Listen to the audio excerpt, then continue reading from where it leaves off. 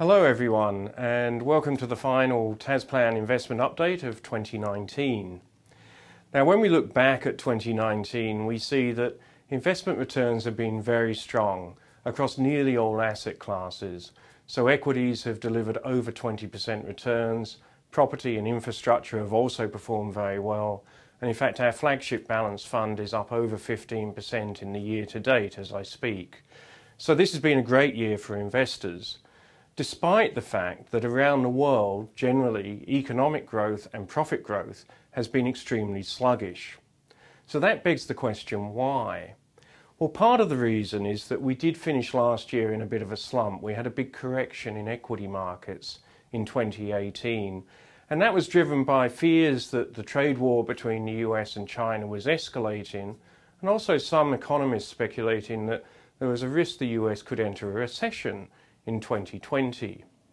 So early this year we got a big bounce when firstly the trade wars appeared to soften. There were more talks and negotiations between Trump and China, and secondly the US Central Bank, the Federal Reserve, announced that it was actually pausing its recent rises in interest rates which had occurred through 2018. So we got that bounce in the first quarter.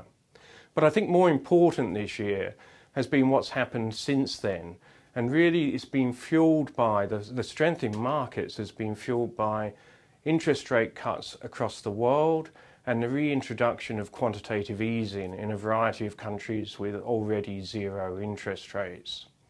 So although we've had profits and economic growth very sluggish, generally valuations have been pushed up by these very low interest rates. But what's the outlook rather than looking backwards? Well, we've got to admit that in the short term things still do look pretty good. The easy money situation that we've got is likely to continue, and we're likely to see continued monetary stimulus coming out of central banks around the world. In addition, we're beginning to see some tentative signs of fiscal easing. Now that's really the government's spending more money than they pull in, and again that will generally boost demand around the world. In terms of trade and tariffs, we suspect that Trump will be somewhat wary of causing a situation which could cause a drop-off in US growth, given that we have a November presidential election coming up, which Trump is clearly keen to win. In terms of Brexit over in Europe and the UK, it's increasingly looking that we'll have a managed Brexit, or a soft Brexit as it's called, which means that there will probably not be a serious impact on economic growth in either the UK or in Europe, at least in the short term.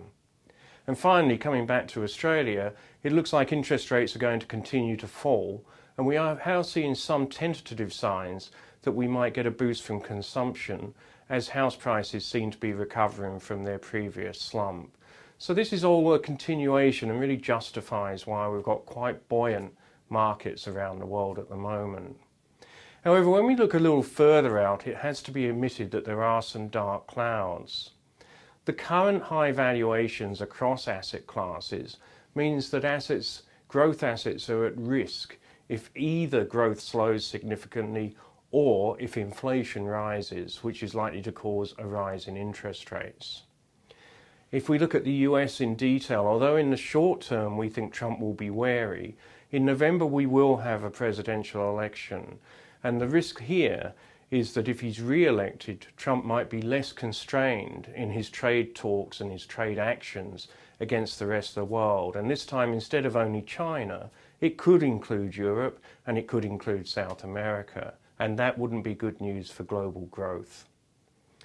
In terms of a Democrat candidate winning, I think it would be fair to say that some of the candidates for the Democratic Party have more radical policies than we're used to in the US, and may pursue policies which are really not that great for US businesses and could cause a bit of a fright in the US stock market.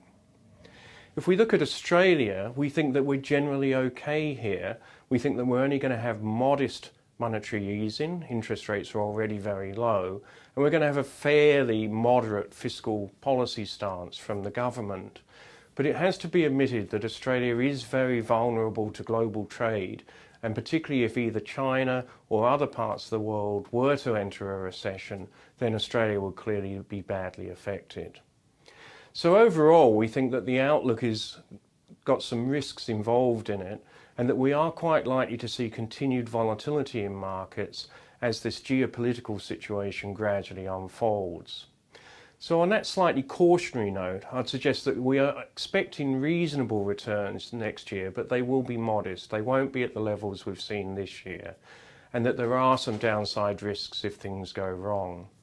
So with that, I'd like to wish you all a Merry Christmas, and I wish all TasPlan members all the very best for 2020.